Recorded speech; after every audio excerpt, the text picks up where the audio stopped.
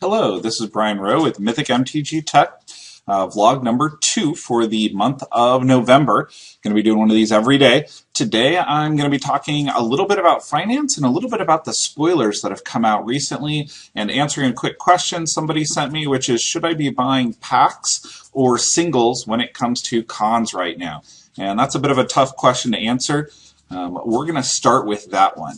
Should you be buying singles or packs right now with regards to cons? I almost always recommend that individuals buy singles if they really need cards. It's usually going to cost you less.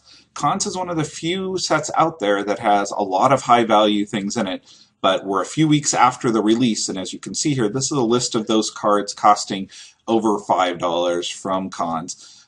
There's not very many in there. If you need the fetch lands, buying the fetch lands singly is going to save you money. Now, there are several advantages to buying packs. Most of them, though, are not financial. The number one is you've got the entertainment of opening the packs. It's a lot of fun to crack packs. It has that lottery-esque type feel to it. Number two, you could win the lottery and end up with a foil polluted delta that you could trade for an entire playset of polluted deltas and a few other fetches. So you do have that small chance of getting the amazing card. The third thing, though, is that it also gives you additional cards that you didn't need to put into your trade stock. You can often get full dollar value or even slightly more if somebody really needs a card. If you like trading, opening packs does have that initial extra value to it. The last thing that people tend to forget is if you're going to buy a bunch of packs, I would definitely recommend drafting them with friends. Get 8 people together and draft them. It's a very inexpensive, compared to something like a movie, way to spend an evening. That way you get this extra entertainment value dollars out of it. If you just have one other person that you're playing with, look at some of the variations like Winchester draft or Rochester drafts that let you draft against one other person and play some very interesting games. If you get that extra value, packs can be worth it. Older packs are never worth it. They're just fun to open. You're very, very, very rarely ever going to get your money back. On the singles side, there's also a few tips for buying singles. You're going to save money about 99% of the time buying singles.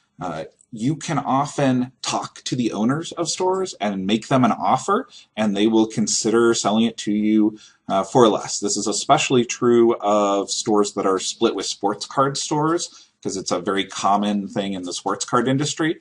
But it never hurts to ask. Make somebody an offer, see what they say. I mean, be reasonable. You don't want to alienate them, or they won't want you around.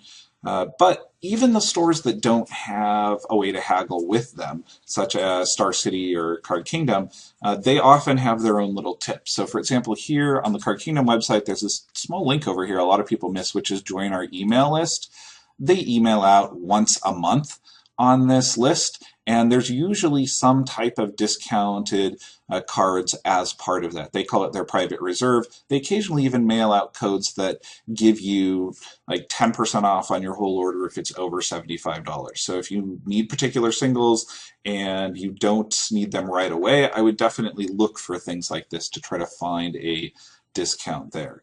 The last thing is one that people don't really think about. If stores are running events, they often take volunteers, judges, become a magic judge, help out the community. Stores are often willing to give you a discount or something else as part of that serving the community. So there are other ways to get discounts on singles. The second thing that I'm going to talk about today is the spoilers that came out of AU packs. Most notably, the Elspeth versus Kiora dual deck that's coming out February 27th. A very exciting dual deck because we've got Elspeth Sun Champion, the new Elspeth that's currently playable in Standard as one of the Mythics. Now, be careful trading for this right now. The price is going to drop significantly because that dual deck's going to be about $20 or $25. But this makes Standard so much more accessible. I'm glad they've got Planeswalkers here at the front of this dual deck.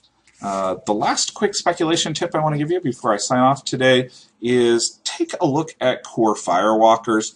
These are an incredibly underpriced card currently. The DCI foils are like $1.50. Your regulars are even less expensive than that. Right now, a lot of people are playing lightning bolts. If you are playing white and lightning bolts in an aggro or aggressive or even tempo-y deck, this is a solid 2-2. Pro Red stops a lot of people's removal and can give you the extra life you need to pull out a game. I really like the card. It's incredibly underpriced currently. Thanks. This has been Brian Rowe with Mythic MTG Tech. Also, thank you to everybody who's making comments on yesterday's vlog with regards to Super Friend deck. I'm working on that this week. I should have a full video out, hopefully with spoilers on EDH stuff, tomorrow or the next day.